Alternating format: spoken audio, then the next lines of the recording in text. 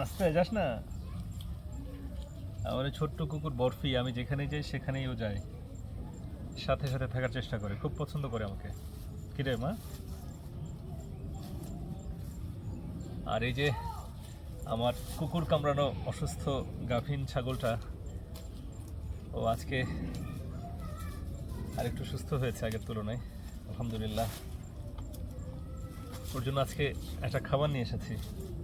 আপনারা তো সবাই চেনেন, তোর খাবার না এটা, সর। কেউ শালগম বলে থাকেন, আরও কী কী যেন নাম আছে, সবগুলো আমার জানাও নেই। এই শালগম খাওয়ানোর চেষ্টা করছি ওকে। আয় এদিকে আয়, আয় মা এদিকে আয়, নে আয়, নে নে এদিকে আয়, এটা নে, এটা খাবি? খাবি না? তবে কুকুরের ক্ষেত্রে সাবধান, ভেজা কুকুর আপনার গায়ে লাগলে আপনার নামাজ হবে না, বা আপনি ভেজা থাকলে শুকনো কুকুরের গায়ে লাগলে নামাজ হবে না, কিংবা দুজনেই যদি ভেজা হন তাহলে নামাজ হবে না। শর্ত একটাই, কুকুর আপনার গায়ে লাগতে পারে, নামাজ হবে তখনই যখন দুজনই শুকনা। কেমন? যাই হোক, ভুল বুঝবেন না, আমি যতটুকু জানি ততটুকু বললাম।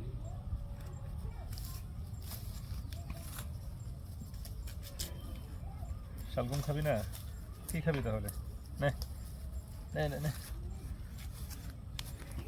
সে শালগম খাবে না, পছন্দ করে না, আমার মিশন ব্যর্থ হয়ে গেল। কিন্তু আমার অন্যান্য ছাগলেরা শালগম কিন্তু খায়, এই গাভীন ছাগলটা খাচ্ছে না, কারণ ঠিক বুঝলাম না। খাবি না?